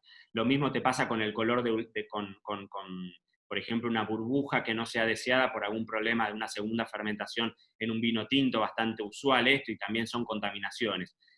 Técnicamente, la parte visual es a la que menos bolilla se le da, pero yo soy un convencido de que en la práctica, si el vino tiene un grave error, está bueno mirarle el color o mirarle la translucidez, ¿no? la opalescencia, o cuán translucente se ve, si es que existe la palabra translucente, la translucencia supongo que sí, pero bueno, cuánto te deje ver a trasluz, ¿no? Y seguramente te tira un montón de buena data, ¿sí? Con la única excepción de la parte de la burbuja, que siempre cuando servimos un vino espumoso, muchas veces las definiciones o las explicaciones, las notas de cata están en poner el foco en cómo se forma esa corona o esa chimenea, cómo surgen esas burbujas y demás, y la realidad es que siempre cuando vos tomás un vino espumoso, el juez final va a ser el paladar, o sea, el análisis de la burbuja va a estar en el paladar, porque que la burbuja suba o no suba, se forme o no forme, va a depender de un montón de otros factores que tienen que ver con la limpieza de la copa, con la temperatura y demás, y ahí no le vas a dar mucha importancia al aspecto visual. Para el resto, sí. Muy bien. Francisco pregunta, ante esta innovación en la oferta de platos y productos, ¿te encontraste con clientes predispuestos o encontraste resistencia? Bueno, es un desafío. Es un desafío. Yo tengo una carta de vinos de 150 etiquetas, que a nivel internacional es una carta chica, pero para la Argentina es una carta relativamente grande. Y para La Pampa, para la plaza en la que nosotros estamos, cuando trabajamos con clientes locales, es muy grande. Y dentro de esa carta no hay ningún vino que se conozca. O sea, todos los vinos relativamente comerciales no los vendo porque me comerían todo el resto. Yo soy un anti a lo que hace todo el mundo. Si si estudian algo de administración de restaurantes, los que han estudiado eso, van a ver que uno siempre busca los vinos que más roten. Bueno, yo busco los vinos que menos roten, es como para quedármelo yo. Pero no, lo hago porque me gusta esta posibilidad de que en el servicio estoy yo o alguno de los chicos que trabaja con nosotros, que pueden salir a defender esos vinos. Entonces no hay nada más lindo que desde esta oportunidad, o sea, esta oportunidad que te abre de hacer algo de docencia, si se quiere, de dar a conocer etiquetas nuevas. Si yo pusiera, con todo respeto y cariño, al Latitud 33, que es un vino que me parece que está buenísimo, pero si yo lo pongo, todo el mundo, ante ver 150 etiquetas que desconoce, cuando vea una que conoce, me va a ir a elegir ese. Entonces, la carta intimida. La abrís, son muchos vinos.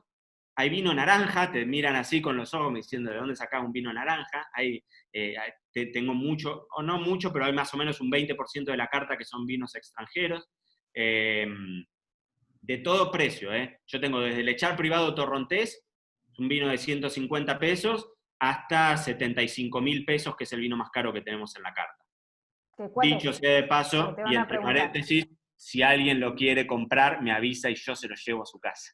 Esos son los vinos que yo me los voy a tomar solo. ¿Vieron que les decía? Ese es un vino que me lo voy a tomar solo, ese es un Felipe Rutini del 99. Tengo una cata vertical, tengo varias verticales en el restaurante, y bueno, y ahí tengo el Felipe Rutini. Que ese es precio sugerido, ¿no? Eso sí, son precios sugeridos de vinoteca, pero bueno, son vinos prohibitivos, claramente. Hoy por hoy no tengo cliente que venga a buscar ese nivel de precio de vino. No todavía. ¿Y qué era lo que estaba contando? Me voy por las ramas y me pierdo. No, estamos hablando de los vinos y cómo lo recibía la gente. Ah, bueno, y entonces pasa eso. Claro, pasa eso. La carta también, ¿no? Aparte de los vinos, eso, la carta también, esos platos innovadores. Sí, sí. Pero los platos de a poco los hemos podido acercar a que sea algo mucho más amistoso, ¿sí? La tortilla de papa, el bife con papas fritas y demás. Todo con vuelta de tuerca, pero básicamente eso. Háganme acordar, hay un plato que es un plato re estrella nuestra, son unos panqueques que los llevamos a masticar en algún momento y se los cuento después. Porque es un laburazo el que hacemos, con unos panqueques de dulce de leche, pero hacemos un laburo tremendo. Con lo cual, bueno, sí, es un desafío. Una carta tan amplia es un desafío, y para eso la clave es la formación de tu equipo. Y acá para nosotros es fundamental. Nosotros estamos todo el día con los chicos tomando vino, y es decir, chupando vino, porque va a salir horrible. Estamos tomando vino, hacemos catas constantemente, que generalmente no las doy yo, porque ya deben estar repodridos de escucharme a mí, entonces invitamos a gente que venga, gente de vinotecas y demás, que venga y que analizamos la carta, la charlamos, probamos, degustamos cosas y demás, así que bueno, eso es una cuestión que es fundamental. O sea, es fundamental. Amén de esto, es un desafío. Cuando nosotros, por ejemplo, con Flor nos vamos de viaje y dejamos el equipo, que hoy nos podemos sentir súper orgullosos porque nos vamos, dejamos el equipo, y las críticas en TripAdvisor siguen siendo geniales, y algunos nos dicen no vuelvan más, así que es genial, pero es un desafío, porque no es lo mismo el que arma la carta, me pasa a mí con la carta de vinos, y le pasa a Flor con la carta de comidas, no es lo mismo para el que la arma, que aunque estemos reinmersos todo el equipo, es un desafío que también todos tengamos la capacidad de contarlo. A veces pasa eso, ¿sí? Y nosotros acá tenemos todos los chicos que trabajan con nosotros, son parte de nuestro equipo, y tampoco todo el mundo se siente cómodo con esto de ser anfitrión. Entonces es toda una forma. Yo siempre tengo la lucha con Carla, que es una de las chicas que trabaja con nosotros, que es la encargada de hacer los cócteles, ¿no? Carla arrancó con nosotros, era la primera vez que arrancaba en coctelería, no en coctelería, que arrancaba a tener un trabajo, ¿no? Arrancó a los 23 años. Y hicimos un montón de cursos y demás, y era la que preparaba los tragos. Y al día de hoy la gente le pregunta, ¿qué tiene este trago? Y titubea. Y yo le digo, pero Carlita, te voy a matar, le digo. No hagas eso en la mesa. Pero lo hiciste vos.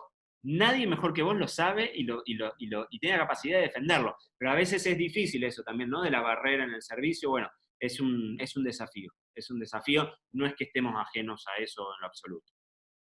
Total. Oscar, pregunta sobre tu opinión sobre los vinos de La Pampa y qué característica los distingue.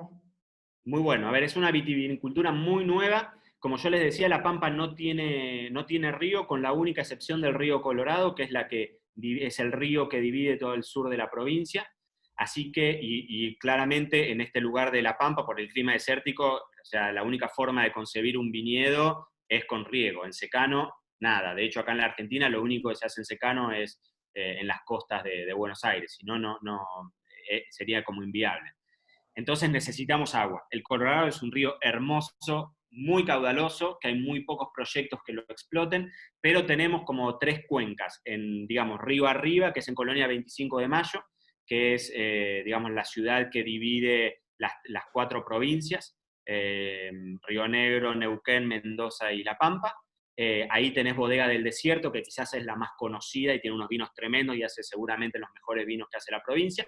Un poquitito más río abajo tenés una villa turística que se llama Casa de Piedra, que es un proyecto, es el pueblo más nuevo de la Argentina, porque es un proyecto armado para, digamos, con fines turísticos. Ahí hay algunos proyectos que hace el ente provincial del Río Colorado, que son los que hacen, digamos, los que tienen la posibilidad de explotación de las aguas de riego. Ahí Catena Zapata tiene compradas 200 hectáreas de viñedos y hay como hay un futuro grande. Está todo en torno al embalse de Casa de Piedra, entonces ahí se forma un microclima interesante, y un poquitito más río abajo tenés Gobernador Duval, que ahí hay otra bodega que se llama Fincas de Duval, que es una bodega que tiene la comisión de fomento, es un pueblo muy chiquitito, no tiene municipalidad, tiene comisión de fomento, y tienen un proyecto que de hecho nosotros le compramos un montón de cosas porque hacen unas cerezas espectaculares, frutillas, tienen unos zapallos para hacer zapallos en almíbar que no se puede creer, hacen dulces, hacen tomates en conserva, hacen cosas muy lindas, y dentro de eso tienen plantados viñedos, hacen vinos que pueden ser muy perfectibles, todavía están como en una etapa de desarrollo, pero hay un futuro tremendamente grande. Falta masa crítica, falta inversión de mano de obra y falta inversión de know-how. Por eso es que esto de que venga Catena Zapata siempre es como un gran, o sea, si viene un gigante seguramente va a traer su conocimiento también. Y Bodega del Desierto, que yo les cuento que tiene unos vinos que son impresionantes, que se consiguen en Buenos Aires, en todos lados, y esos son vinos que también tienen asesorías de Paul Hobbs, que es un enólogo californiano, y hacen unos vinos muy, muy, muy buenos. Buenísimo. Justamente preguntaban sobre esa bodega, así que ya lo comentaste. Natalie pregunta, ¿qué punto consideras importante al momento de armar una carta de vinos exitosa? Uno, ser flexible de actualizarla constantemente, porque no hay ninguna regla, uno lo va viendo también con los vinos que uno quiere tener, la carta de vinos va creciendo. A nosotros nos pasó, el primer año que nosotros abrimos, nos llega un premio de Inglaterra que nos premian como la mejor carta de vinos corta de Sudamérica, ¿no? Carta de vinos corta, yo le decía que 150 etiquetas para abajo se consideran carta de vinos corta, ¿no? Y yo no lo podía creer, porque una carta de vino se cotiza a medida que va pasando el tiempo, y uno tiene la posibilidad de guardar añadas y demás. Piensen ustedes que yo arranqué casi con una mano atrás y una mano adelante, y un restaurante para 20 personas, con capacidad para 20 personas 3 noches por semana, no es que tenemos una posibilidad de reinversión gigantesca, ni mucho menos. Entonces, era todo un desafío. Yo creo que las cartas de vino vos las vas perfeccionando, si se quiere, con el tiempo. ¿Qué tiene que tener para ser exitosa? Tiene que estar hecha con amor, eso es fundamental. Evitar a todo... A ver, cuando uno abre un restaurante, lo último que le presta atención es a ver, voy a hacer un paralelismo medio raro. Yo tengo mi hijo más grande tiene varias discapacidades, nació muy chiquitito, con muchos problemas, tiene varias discapacidades. Entonces, lo ven un montón de especialistas. Cada uno de los especialistas te dice una cosa. Y cada uno, digo, son 20 especialistas. Bueno, de esos 20 especialistas, cada uno te dice una cosa distinta y muchas veces contrapuesta una de otra. Entonces, cada cual tiene su mirada y uno después, desde este lado, en este caso como papá, uno tiene que saber decir, bueno, qué es lo que agarrás, qué es lo que no agarrás. Bueno, yo les voy a tirar mi visión como sommelier también, dándole importancia al mundo del vino. Cuando uno pone un restaurante, todo es costo. Entonces, si viene alguien y te dice, escúchame, te regalo la copa y te la pongo esponsoreada, vos le abrís los brazos y decís, vení. Y entonces esa misma bodega, que son de las pocas empresas gastronómicas, porque el proveedor de la verdulería no tiene una espalda económica para poder apoyarte a vos. Entonces viene una gran bodega y ¿qué te dice? Bueno, te sponsoreo, te imprimo las cartas, te armo las cartas, te doy los sacacorchos, te doy el uniforme de la gente y las copas. A cambio, la carta es 100% nuestra. Iba a dar nombre, pero no pongo nombre. Y en ese momento en el que uno está con necesidad económica de abrir ya, y vas a decir, sí, seguro. Bueno, ese tipo de cartas, yo creo que la gente las valora distinto que cuando vos tenés una carta hecha con cariño. Nosotros, nuestra carta, a nosotros cuando nos premiaron, cuando en Inglaterra nos dieron este premio de la mejor carta de Sudamérica, lo que pusieron los críticos, que eran tipos que ven cartas en Inglaterra. Imagínense que Inglaterra es un mercado en el que vos vas a una pizzería y te tomaste un vino del Líbano al lado de un vino de Francia. O sea, es increíble el mercado que tenés. Y lo que pusieron fue la dedicación que había en la carta. O sea, yo tengo una carta que cuento qué podés esperar de cada variedad de uva, no de cada vino, porque si no sería una carta infumable, pero hago toda una explicación de quién soy yo, de cuál es mi historia, de qué es lo que te quiero mostrar con esos vinos. Hay que ponerle cariño. Y muchas veces, cuando uno no lo puede hacer, contratar el servicio de un sommelier. Porque a veces uno no lo valora, hay un montón de sommeliers que te pueden hacer un laburazo genial, cobrándote solamente el armado de esa carta, dándote los contactos de las bodegas, sacando mucha mejor tajada, porque la realidad es que las bodegas chicas te dejan, económicamente son mucho más rentables que las grandes bodegas, que saben que tienen vinos que se venden por sí solos. Y por el otro lado, claramente, esos vinos que se venden solos no los tenés que salir a vender vos. El vino de producción chiquitita, vos como camarero o como encargado de salón o como dueño vas a tener que salir a venderlo. Pero ¿qué no le hace falta? Yo sé que es enamoradiza la cosa que les estoy diciendo, pero ¿qué tiene que tener si es una carta? Cariño y ganas, básicamente, como todo en la vida, laburo y ganas. Sí, total. Acá Juana Clara insiste con chambrear, pero sí, es chambrear, es poner a Chambrear. temperatura el servicio, el vino. Exacto, que viene mucho de los franceses que, vieron que te dicen la temperatura ambiente, bueno, es atemperar, el chambrear es, y está bien, Juan, yo soy un bruto que te digo que no, pero es chambrear, claro, está bien, perfectamente.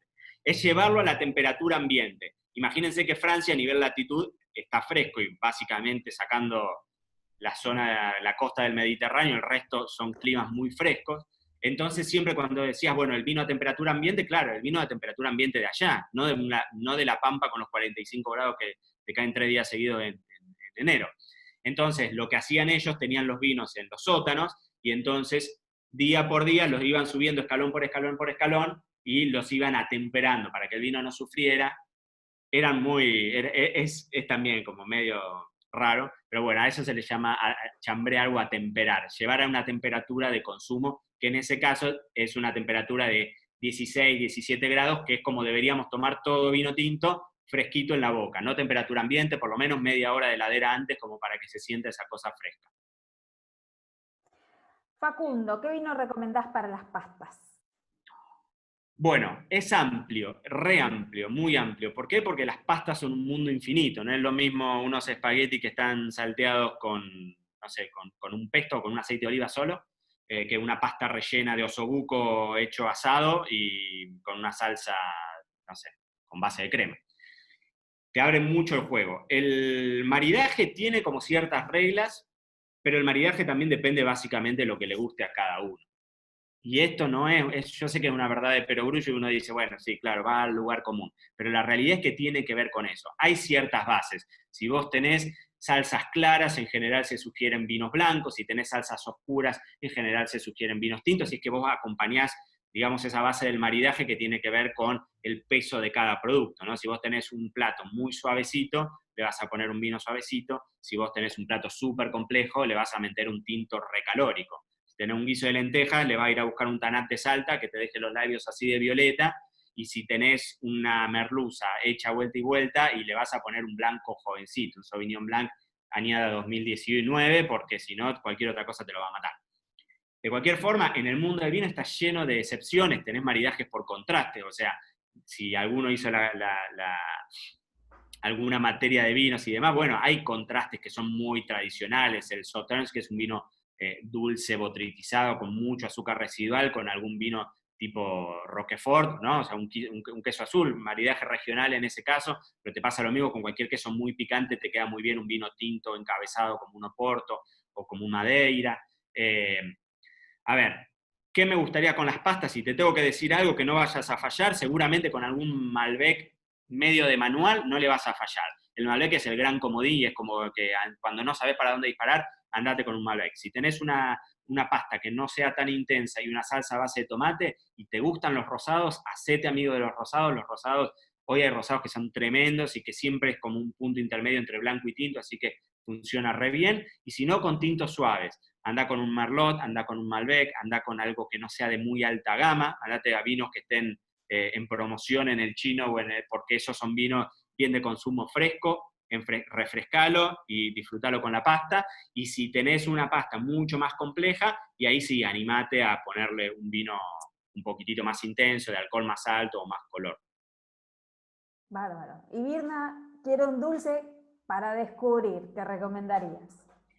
Un dulce para descubrir, todo depende cuánto quieras gastar, porque el mundo de los vinos dulces tenés un abanico gigantesco. Los más usuales, que son los vinos de cosecha tardía, o vinos dulces naturales, que por ahí son los más usuales, el Norton cosecha tardía, el Santa Julia Chenin dulce natural, esos son vinos que se les corta la fermentación con frío antes de que termine esa fermentación, ¿no? La levadura lo que hace es comer esos azúcares y transformarlos en alcohol, dióxido de carbono y calor, ¿no? Entonces, cuando vos le cortaste la fermentación antes, esa levadura se quedó sin comer ciertos azúcares, entonces te queda un vino dulce. Bueno, dentro de esa gama, yo creo que el Santa Julia Chenin dulce natural está muy bien. Si te querés ir más para arriba, vas a encontrar otras formas de elaboración, vinos botritizados, por ejemplo, que son estos vinos que yo recién les decía que es la clásica combinación de un Sauternes con un Roquefort, que son vinos atacados por un hongo que pincha la uva, la deshidrata y le saca esa agua, pero conserva mucho la acidez. Entonces, a diferencia de un vino dulce natural, que a veces son demasiado empalagosos, un vino botritizado conserva mucho la acidez. Entonces son vinos que no resultan tan cansadores. A veces lo que te pasa con un vino tipo cosecha tardía es que es divino para una copa y la segunda copa es como que cuesta bajarla. Y ojo también con los postres, con los vinos dulces, porque a veces dulce y dulce es como que no termina de cerrar del todo. Pero bueno, el Chenin dulce natural es un vino que me gusta y después cuando vayamos a pagar más, hay muchos, hay muchísimos. Y en general hoy también hay una realidad y no es para salirme por un lugar cómodo. Hoy la realidad es que en Argentina, para los que están afuera, perdón que los estoy dejando, para los que están fuera de Argentina, perdón que los estoy dejando afuera de la charla, pero Argentina tiene un nivel de relación precio-calidad en todas sus gamas que es increíble y que vos te vas a cualquier otro lugar del mundo y es muy difícil encontrar el nivel de vinos que tenemos nosotros a los precios que los pagamos. Y eso hay que valorarlo. Bien. Sofi, desde Rosario, dice, volviendo a la carta de vinos, ¿no tenés un vino que sea emblema de dicha carta? Bueno, el Echar Privado que les decía es porque a mí me encanta ese vino. Me encanta, me parece el mejor torrontés de la Argentina a un precio que si lo agarrás en oferta está menos de 100 pesos y es un vino maravilloso. Así que háganse amigos, vayan a comprarlo, enfríenlo, denle un toquecito de freezer antes y si les gusta la comida picante, si les gusta el sushi, si les gusta, bueno, y todos los picantes, cualquier tipo de comida étnica, mexicana, india y demás, el torrontés queda divino. Ese torrontés es increíble. Y ese sí es un vino muy insignia. ¿Por qué? Porque la realidad es que son vinos que pasan inadvertidos para cartas del nivel de precio que tenemos nosotros en el restaurante. Es un vino que a mí me encanta cuando tengo que armar cartas de vinos para bodegones, por ejemplo. Me encanta ponerlo porque me parece que es un vino fabuloso, pero cuando vos armás una carta para un restaurante de muy alta gama y el Echar Privado compite con la góndola en la super oferta de la reoferta. Entonces es difícil que alguien lo vaya a comprar a un restaurante. Pero si tengo que elegir uno, elijo el Echar Privado porque lo tengo porque me gusta y lo defiendo a muerte. Ahí veo a alguien, mirá, ¿quién está? Galaxy Tab, está mostrando algún vino que tiene por ahí, mirá. Sí, algunos ya andan con la copa por ahí. Ah, ya es horario, ya es horario. Es horario de la copita, por supuesto. Gaby Rentería, desde la costa, yo sé porque sé que están en la costa, no es que lo escriben, dice, ¿qué opinión te merecen los vinos de la costa marítima? Bueno, Justo estaba hablando de eso. La verdad es que ahí es un caso en donde vos tenés que esperar a que vaya un gran inversor como Trapiche a poner idea, historia detrás y una buena enología. Bueno, los vinos tienen un futuro tremendo. La realidad es que en la Argentina no hay mucho vino oceánico, que son estos vinos que están expuestos directamente a grandes fuentes de agua, ¿no? O sea, los vinos en Chapadmalal, por ejemplo, son vinos que están muy próximos a la costa. Entonces vos tenés ahí una cuestión climática y de temperaturas que está muy, muy, muy balanceada por el mar argentino. En la Argentina cuesta hacernos esa idea porque nuestra vitivinicultura es puramente cordillerana y de desierto. Pero cuando vos vas a Europa, algunos de los mejores vinos del mundo vienen de Burdeos, y Burdeos están a 200 metros sobre el nivel del mar al lado del río. Y lo mismo te pasa con la mayor parte de las zonas vitivinícolas. Cuando vos mirás un mapa de Europa, la mayor parte de las zonas vitivinícolas están al lado del mar. Recién les nombraba la Provence, o sea, la mayor parte de los vinos, todo el sur y el norte, Porto, Viño Verde, la mayor parte de las zonas vitivinícolas de Portugal, mucha producción en Madeira, en las Azores, en Sicilia, bueno, en islas mediterráneas, Grecia. Nosotros nos parece raro, pero la realidad es que la mayor parte de la vitivinicultura mundial está muy relacionada con zonas marítimas. El resultado está bueno, está muy bueno para vinos blancos, tremendamente bueno para vinos espumosos, y no tanto para vino tinto porque el clima, la climatología tan fría, y para el argentino que está acostumbrado por ahí más al tinto de armas tomar, y tenemos una gastronomía más carnívora, y entonces también tiene que ver con eso, y con el clima desértico. Es como que los tintos hay algo de Pinot Noir, pero muy poquitito. El resto suele estar más relacionado con blancos y espumosos. Y están buenos. Muy bien. Y Facundo te pregunta, y para ir cerrando, si te gustaría hacer tu propio vino. Lo estoy haciendo, sí, lo tengo. A ver. Lo estamos haciendo con Andrés Vignoni, que es el jefe de enología de Viña Cobos. Es conocido porque la semana pasada salió por todos lados que le dieron un premio al mejor enólogo de Argentina, también un crítico muy conocido. Y estamos haciendo un Pinot Noir itinerante. Es un Pinot Noir que sale de distintas zonas de Mendoza. Así que todavía no tiene nombre, está ya casi terminado y seguramente a fin de este año lo vamos a estar lanzando. Lo quiero en Gato Dumas, ¿eh? Para Ahí mis chicos, estará, por olvídate. favor. Ahí va a estar. Me encanta la idea, muy bien. Bueno, felicitaciones por eso. Gracias. Y más que para cerrar, quedó pendiente el panqueque de dulce de leche. Ah, el panqueque de dulce No de me lo leche, sí, olvidé. está bien, está perfecto. Que les decía, nosotros hacemos una cocina muy, muy, muy tradicional. Entonces, acá es hay como dos árboles que son muy famosos, el caldén y el algarrobo. Del algarrobo vieron que se hace la harina de algarroba, que uno en general está acostumbrado a verla ya hiperprocesada y demás. Acá nosotros hacemos un laburo re metódico, es recolectamos las chauchas del algarrobo, las secamos en el horno, las molemos, y con eso hacemos un panqueque de harina de algarrobo relleno de dulce de leche de oveja, pan pinta, obviamente, no puede ser de otra forma, que son impresionantes, que son riquísimos, que son unos panqueques con dulce de leche, pero que bueno, tiene toda la historia detrás del laburo de la elaboración que le ponemos a cada una de esas cuestiones y que tiene que ver un poco con la identidad gastronómica que llevamos adelante en Pampa Roja. Muy bueno, muy interesante, Marian. Bueno, hasta acá Gracias. llegamos. Mil Bueno, gracias porque nos fuimos con el tiempo, no era la idea, pero gracias por tu tiempo, gracias. Si Marian. alguien quiere saber algo de vinos y demás, déjame pasar el chivo, Obvio. @Mariano Braga OK, en las redes sociales ahí lo van a encontrar, Mariano Braga en Facebook lo van a encontrar, pero si quieren en Instagram, que ahí hacemos muchos juegos Hasta y full toda en esta parte de Instagram. educación. Trivias a lo loco hay ahí. Las trivias están buenas, la gente Está se muy prende, bueno. aprendemos un montón, así que son divertidas. Ahí si tienen ganas de meterse a aprender de vino, ahí los espero y ahí me consultan lo que quieran. Bien, Marian. Muchas gracias, de verdad, y a los que Gracias. nos acompañaron, por supuesto, también. Lo que prometió Cala, que se confundió el domingo en la charla anterior, Emiliano Sabino es el jueves que viene, el próximo jueves, a las 15 horas, desde España, nos va a acompañar. ¿Sí? Así que gracias, Marian, gracias, chicos, nos vemos el jueves. Gracias a todos, adiós. Chau, muchas gracias.